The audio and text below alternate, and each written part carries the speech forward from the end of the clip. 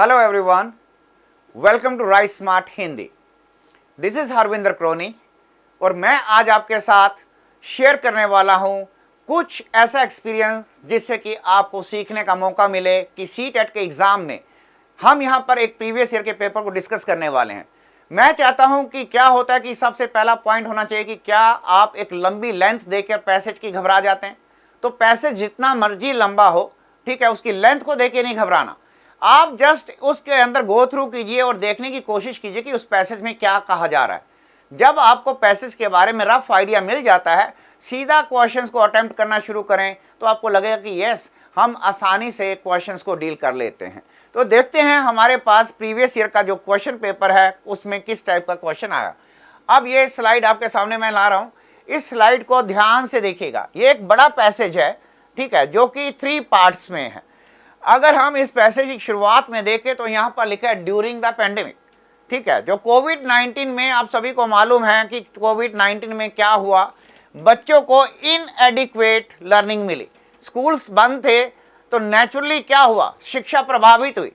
अब यहाँ पर इस पूरे पैसेज में क्या बताया जा रहा है कि कोविड के दौरान क्या क्या समस्याएं हमारे सामने आई, किस तरह से शिक्षा के क्षेत्र में बच्चों को जो एक नॉलेज मिलनी चाहिए थी स्कूल में वो नहीं मिल पाई।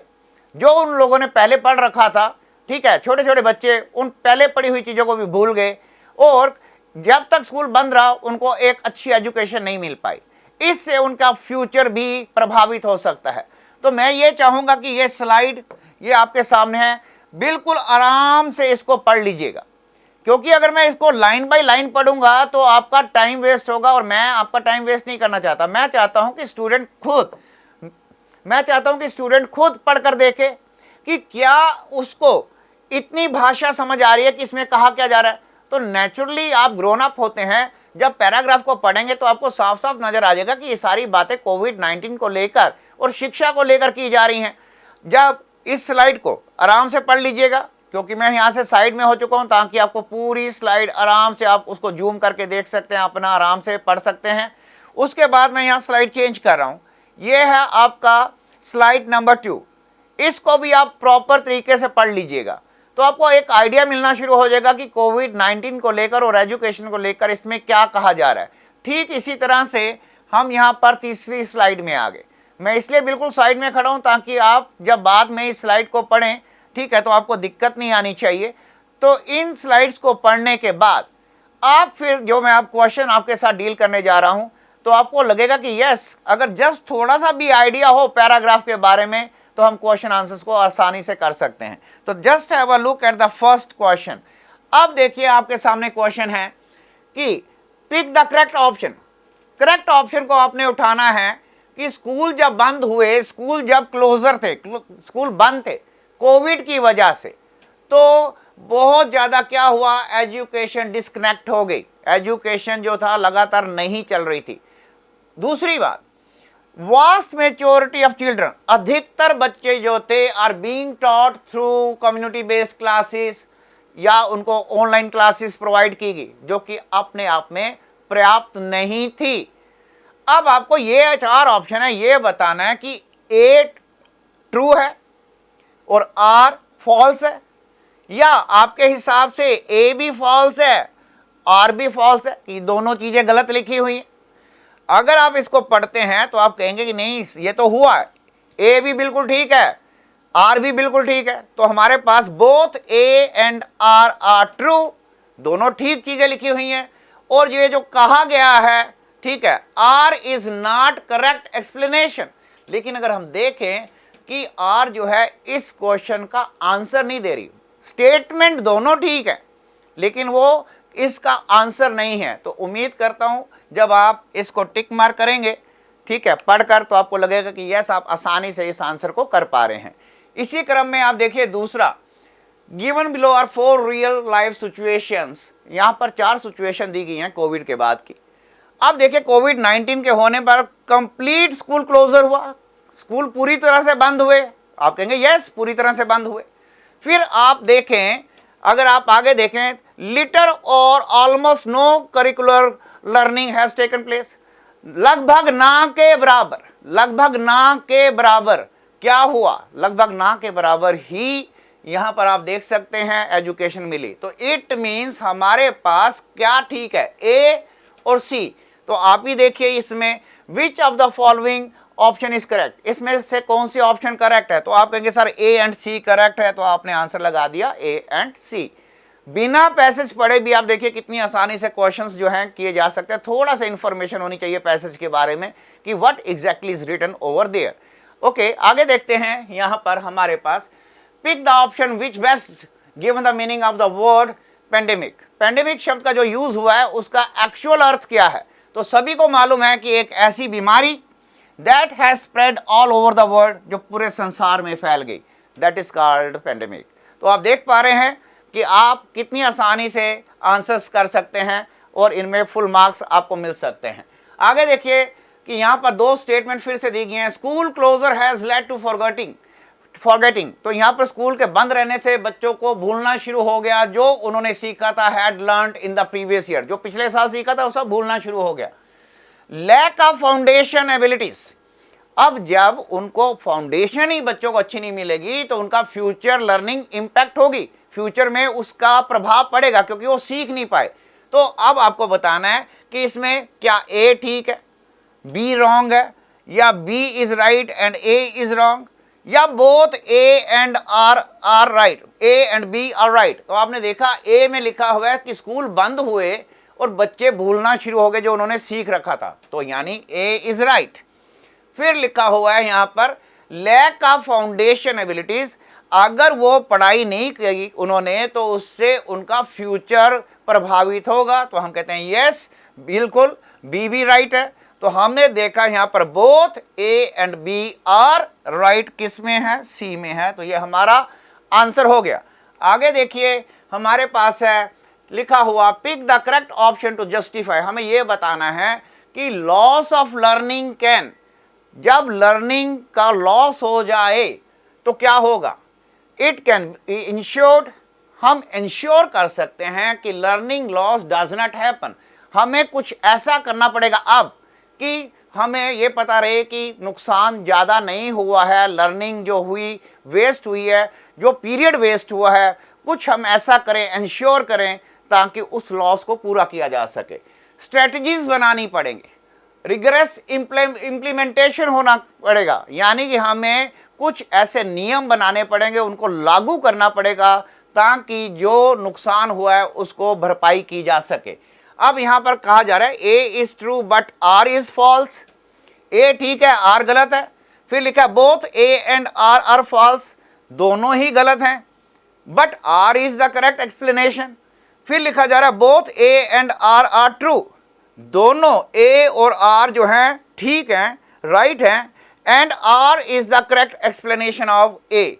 तो यहां पर आपने देखा फिर उसके बाद लिखा है A is false but R is true. तो जब आप इस तरह से पैसेज पढ़ते हैं तो आपको आइडिया लग जाता है कि ये कहना क्या चाह रहा है। तो अगर आप इसको पढ़ेंगे तो आपको एकदम से क्लियर हो जाएगा कि both A and R are true and R is the correct explanation, दोनों के अंदर सच्चाई कही गई है और ये कदम उठाएंगे तो सब कुछ ठीक हो जाएगा। तो एक्सप्लेनेशन भी इसके बारे में उचित है।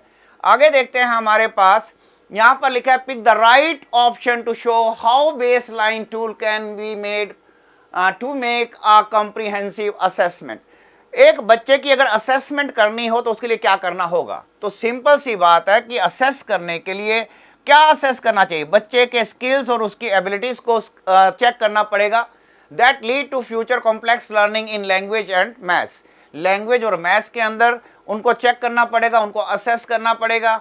और assess core language skills and foundation maths, तो लैंग्वेज के जो स्किल्स होते हैं और मैथमेटिक्स के जो स्किल्स होते हैं उनको भी चेक करना पड़ेगा। तो आपने देखा बी और डी आर द आंसर। तो देख लीजिए इसमें बी एंड डी कहां पर हैं, ये रहा आपका आंसर सी पे। तो इस तरह से आपने देखा कि कितनी आसानी से आप आंसर्स को कर सकते हैं, बस थोड़ा सा पैसेज के बारे में जानकारी होनी चाहिए।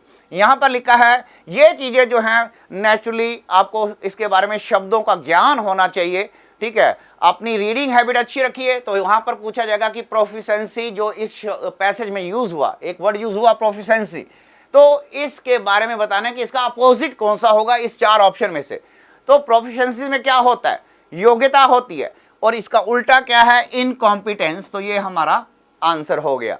तो आसानी से आप इनका सिनोनिम और एंटोनिम्स भी ढूंढ सकते हैं। आगे देखते हैं, यहाँ पर फॉर्म शब्द को अंडरलाइन किया गया है और पूछा गया ये फॉर्म क्या है, ये नाउन है, ये प्रोनाउन है, ये एडजेक्टिव है, ये एडवर्ब है।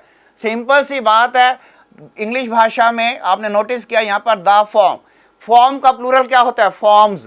जिस शब्द का सिंगुलर प्लूरल है तो वो तो और आसानी से पहचाना जाता है कि ये नाउन है। तो आपको क्लियर हो गया यहाँ पर फॉर्म क्या है, एक नाउन है। आगे देखते हैं, इसमें फिर से मैं यहाँ पर साइड हो रहा हूँ, आप इस पैसेज को भी ध्यान से पढ़िएगा घर पे। जब आप इस पैसेज को पढ़ेंगे तो आपको पता चलेगा, इसमें बताया जा रहा है एग्जामिनेशन को लेकर कितनी चिंता हो जाती है। जब एग्जाम होता है, आपने खुद देखा होगा कि बड़े सारे ऐसे बच्चे होते हैं जो बहुत टैलेंटेड होते हैं, वो भी घबरा जाते हैं, और जो उनकी पोटेंशियल होती है एग्जाम में उसको उतने अच्छे से नहीं कर पाते हैं। और इसमें यह बताया जा रहा है कि एंग्जाइटी की फीलिंग होनी शुरू हो जाती है, बहुत ज़्यादा चिंता होना शुरू हो जाती है। कई लोग जो हैं इसको बुरी तरह से इससे प्रभावित होते हैं, जो क्लासरूम में अच्छा करते हैं लेकिन एग्जाम में बुरा कर पाते हैं, क्योंकि वो कॉन्फिडेंस को लूज कर जाते हैं, एक फियर एक क्रिएट हो जाता है, एक डर उत्पन्न हो जाता है। इस पैसेज को, मैं यहाँ पर साइड में हूँ, आराम से इस पैसेज को पढ़िए। पैसेज को पढ़ने के बाद जो मैं आपके साथ क्वेश्चन आंसर्स डिस्कस करने लगा हूँ, आपको आसानी से क्लियर हो जाएगा कि यस कितना आसानी से आप पहुँच सकते हैं वहाँ पर, अगर आप पैसेज को अच्छी तरह से पढ़ लेते हैं। तो यहाँ पर मैं एकदम से साइड हो रहा हूँ और बार बार वो टच होने की वजह से वो स्क्रीन पे साइड में आ रहा है। तो anyway I am trying to keep the distance, ताकि आप जब अपने फ़ोन सेट पे या जैसे भी इसको देखें तो आपको दिक्कत नहीं आनी चाहिए। एनीवे इसका आपको आइडिया हो गया कि एग्ज़ाम से रिलेटेड जो चिंता है, एग्ज़ाम से रिलेटेड जो स्ट्रेस है, एग्ज़ाम से रिलेटेड जो फियर उत्पन्न होता है, उसके बारे में बात हो रही है। आगे ये स्लाइड पे देखा आपने, पैसेज लंबा है, इसको और आगे लेकर गए। अब हमारे क्वेश्चन शुरू है।